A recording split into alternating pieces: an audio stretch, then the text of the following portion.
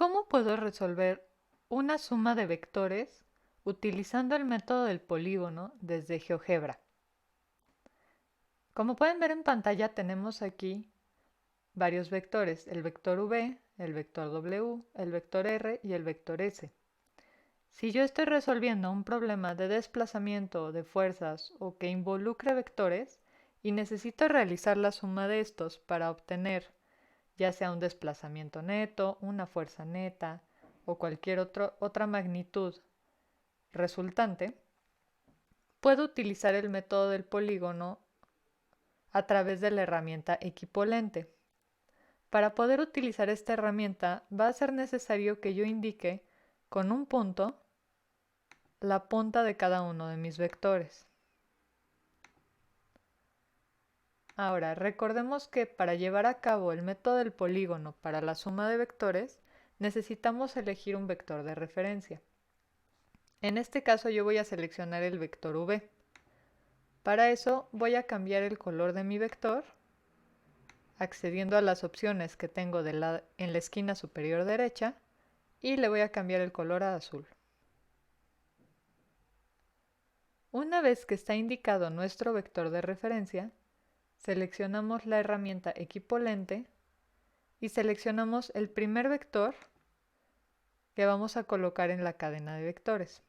Por ejemplo, yo voy a tomar el vector w y lo voy a copiar de manera que su origen quede en el final del vector v. Como pueden ver, genero un nuevo vector llamado u, que es idéntico a w tanto en magnitud como en ángulo. Voy a cambiarle su color para que se pueda ver la cadena de vectores que se va a generar, donde se va a generar el polígono de la suma. Repetimos el procedimiento con el resto de los vectores, siempre seleccionando el vector y después la punta del vector anterior.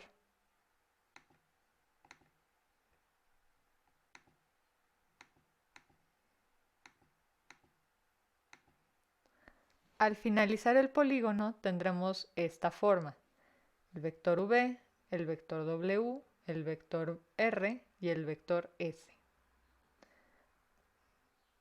Si escondemos los vectores originales, podemos ver de manera más clara la cadena del polígono que nos va a permitir realizar la suma de estos. Ahora, ¿cómo podemos realizar la suma? Recordemos que la suma de los vectores será el vector que resulte del origen hasta la punta del último vector de la cadena. Esto para el método del polígono. Entonces voy a dibujar un nuevo vector que vaya desde el origen, donde comenzó ya sea el movimiento o desde donde comenzaron las fuerzas, hasta donde terminó mi último vector. Este vector que se ve en pantalla en negro será mi vector resultante.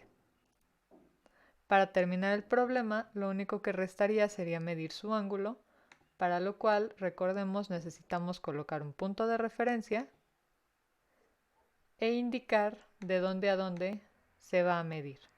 Si deseamos el ángulo positivo, pasamos desde la referencia por el origen hasta la punta del vector. Nuestro ángulo positivo absoluto desde el eje X positivo sería 288.43 grados. Si deseamos el ángulo negativo, vamos de la punta del vector al origen a nuestra referencia en el eje X positivo. Esto nos va a dar que el ángulo pequeño es de 71.57 grados. Estos son negativos porque se estaría midiendo en sentido de las manecillas del reloj. Ahora, ¿cómo puedo conocer la magnitud de mi vector? Utilizando la herramienta distancia o longitud y seleccionando el origen y el final del vector, tú puedes conocer el módulo de tu vector. Este vector mide 3.16 unidades. Con esto se termina el método del polígono.